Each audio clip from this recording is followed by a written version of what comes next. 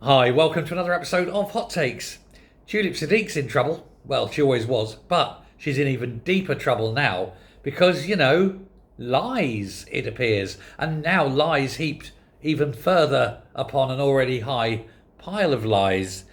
Dhaka officials in Bangladesh have uncovered documents and identity cards showing the possibly corrupt ex-corruption minister, Tulip Siddiq, has held a Bangladeshi passport and a national identity card.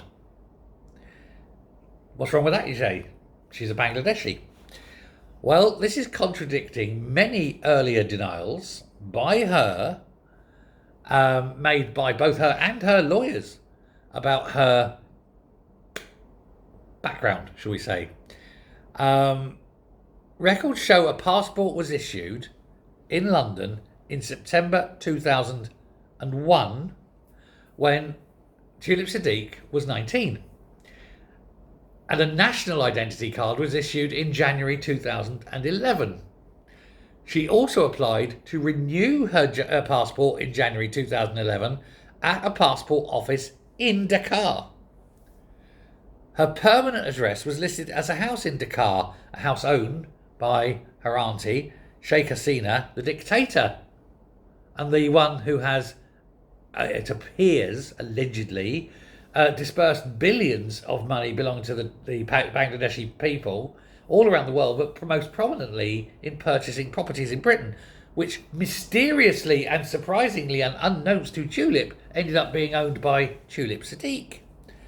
Her legal team, of course, are saying that these are all fabricated. But who are you going to believe? The legal team of an obviously tainted ex-corruption minister who has been proven to have lied, or the Bangladeshi government going through and in the state of actually prosecuting the previous dictator and all those around her? It's a tough one. They say, her lawyers say, this is a deliberate and desperate attempt to undermine her credibility and reputation. Let me tell you, she has no credibility, and her reputation is lower than a snake's belly. I've flushed away things that were less malodorous than her reputation. Tulip herself also previously denied even being Bangladeshi.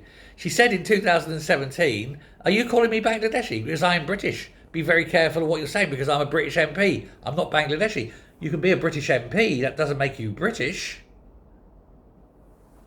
There's no requirement to be British to be an MP in Britain, you know.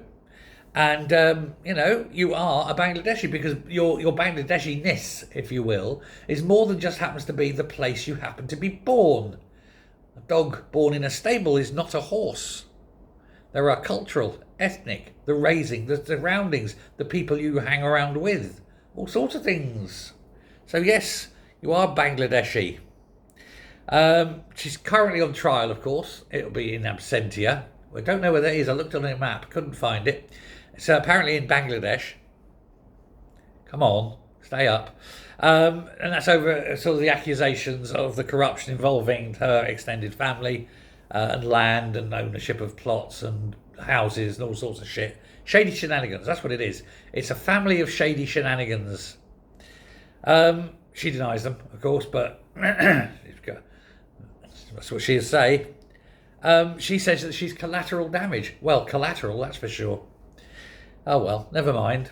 I hope to God she is convicted and that they do put out the full red card international arrest warrant, because then she has to be arrested in this country. Britain is a signatory to the Interpol. And to remain that, you have, when they put out red note cards for arrests, as members, you have to arrest them. This will be interesting, won't it? And it all comes back to Starmer again, because he was only in Parliament because of her influence on him. He spent time at her house on holiday with her and her family and her extended family and Sheikh Hasina. And money undoubtedly has changed hands, in my opinion, allegedly. Cover myself. So there is an awful lot of corruption. It's rubbing off. This is the thing. When you start throwing shit around, it spreads, doesn't it? When the shit hits the fan, everyone gets it. And this is one very, very glittery turd that is going through the shredder right now, and they're all getting spattered with it. It's fantastic to watch. This whole thing is fantastic to watch. We live in marvellous, magical times, don't we? Thanks a lot. Bye.